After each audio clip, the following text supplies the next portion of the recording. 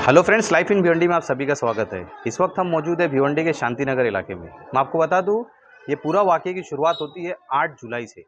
जी हाँ, 8 जुलाई को शाम के वक्त एक आवारा कुत्ता जो पागल हो गया था, जिसने पूरे इलाके में आतंक फैलाया हुआ था। तकरीबन 40 से 50 लोगों को उस कुत्ते ने काटा था, जिसमें 15 से 20 जो है बच्चे थे, कम से कम छोटे छोटे बच्चे थे।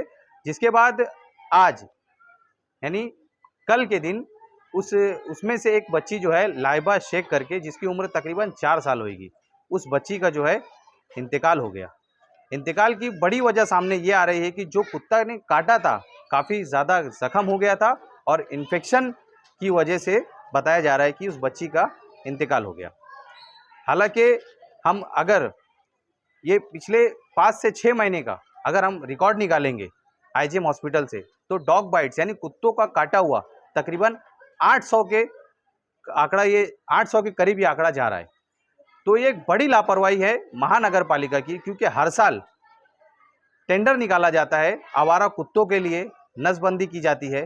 जो एक पागल कुत्ते होते हैं उन्हें एक अलग जगह रखा जाता है। ये सब के लिए एक टेंडर निकाला जाता है महानगर पालिका द्वारा, जो इस साल देखने को नहीं मिल रहा है। मगर ये जो आज ये बच्ची ख़त्म हुई है, इसकी महज उम्र 4 साल थी, पूरी ज़िंदगी बची थी इसे अभी जीने के लिए, मगर एक महानगर पालिका की लापरवाही की वजह से आज इस बच्ची की जान चली गई। हालांकि इस मामले में एमएलए रईस शेख ने संज्ञान लेते हुए बताया कि महानगर पालिका के अधिकारियों पर एफआईआर तक होनी चाहिए ये मामले में।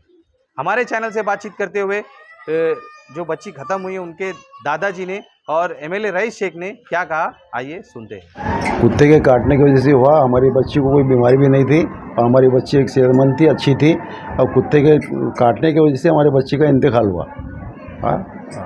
और पूरी गलती सब कारपोरेटर की है। उनका काम था कुत्तों का बंदोबस्त करना चाहिए। कुत्ते आवारा इतने फिर रहे कि बच्चे स्कूल जाने के लिए डर रहे। यहाँ कितने कुत्ते की तादाद हो गई।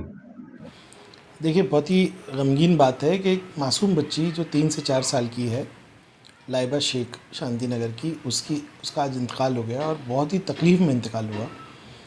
इसका ज़िम्मेदार जो है वो कॉरपोरेशन के अधिकारी है। कुत्तों की बाइट से पिछले 6 महीने में जो आईजीएम से मुझे माहिती मिल रही है, मैं 6 महीना कह रहा हूँ बल्कि 2 या 3 महीने में 800 से ज़्यादा लोगों को कुत्तों ने काटा। 8 जुलाई की बात है। बहुत ही तकलीफ़ में वो बच्ची थी। मुझे याद है मैं असेंबली में था, बच्चे असेंबली में आए हुए थे, उसी दिन ये हादसा हुआ था और मुझे आपके ही चैनल से पता चला था कि ऐसा हादसा हुआ है। मैंने कमिश्नर से बात की थी, इसकी तह तक दाने की जो कोशिश की।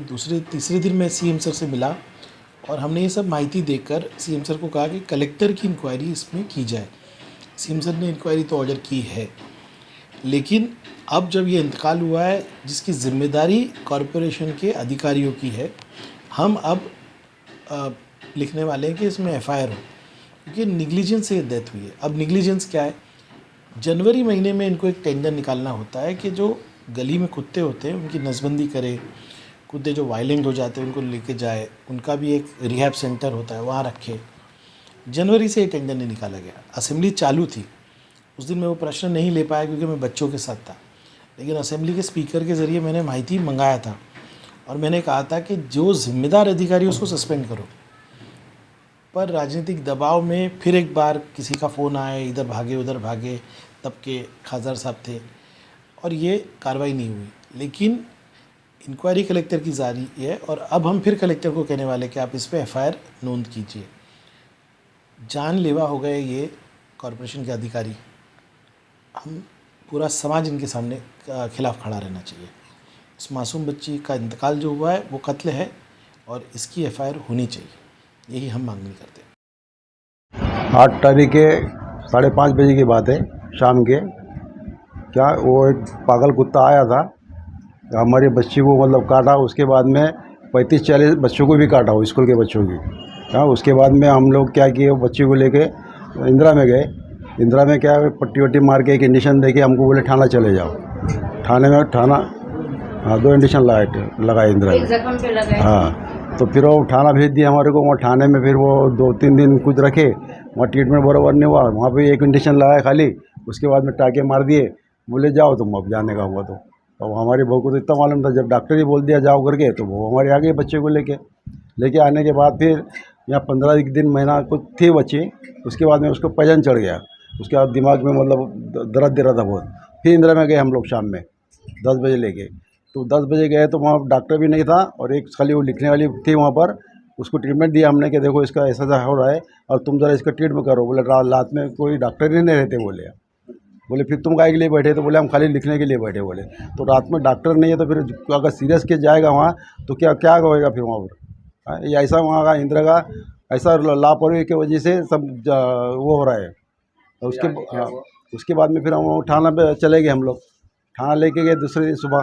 थाना लेके गए तो वहाँ पर बताए, जहाँ एडमिट हो रहा था वहाँ पर, जहाँ इलाज हुआ ना पहले टैके का, वहाँ बताया। तो उसने बोला तो एक काम करो, बोले वहाँ चले जाओ बम्बई। कौन सा होटल है वो? हाँ, वहाँ चले जाओ। वहाँ गए तो उन्होंने ट्रीटमेंट वो किया सब उनको। तो बाद में उन्होंने भी कुछ 2 इंजेक्शन लगाए, शायद कितने लगाए, 2 इंजेक्शन लगाए। उसके बाद में बच्ची की तबीयत ज़्यादा ख़राब हो गई। तो वो उसका सवेरे समझो 6 बजे कल इंतकाल हो गया। फिर यहाँ लाके फिर मट्टी वट्टी किए। तो ये सब कारपोरेटर की मतलब लापरवाही की वजह से हो रहा है। और इंदिरा गांधी में बिल्कुल डॉक्टर रहते नहीं है, लापरवाही के सब होता है। और जितने भी 2 बच्चे को काटा है सब मुसलमान के बच्चे हैं और गरीब बच्चे सब।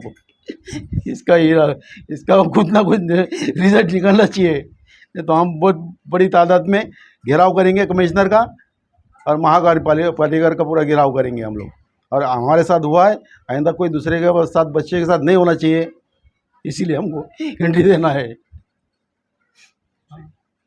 क्या आपने अभी तक अपना 12th कंप्लीट नहीं किया है या किसी रीजन से आप अपना ग्रेजुएशन कंप्लीट नहीं कर पा रहे हैं?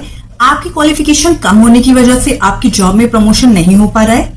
द राइट इंस्टीट्यूट लाया है ऑनलाइन प्रोग्राम जो होगा UGC approved for all the UG and PG programme जैसे कि BCom, BSc, BA, MA, MBA etcetera. अब आप हमारे ऑनलाइन पोर्टल के जरिए अपने घर बैठे बैठे अपनी ग्रेजुएशन और पोस्ट ग्रेजुएशन कंप्लीट कर सकते हैं। इसमें आपको यूनिवर्सिटी की तरफ से स्टडी सपोर्ट भी मिलेगा। तो आप भी अपनी डिग्री कंप्लीट करना चाहते हैं तो आज ही हमारे करियर काउंसलर से कांटेक्ट करें।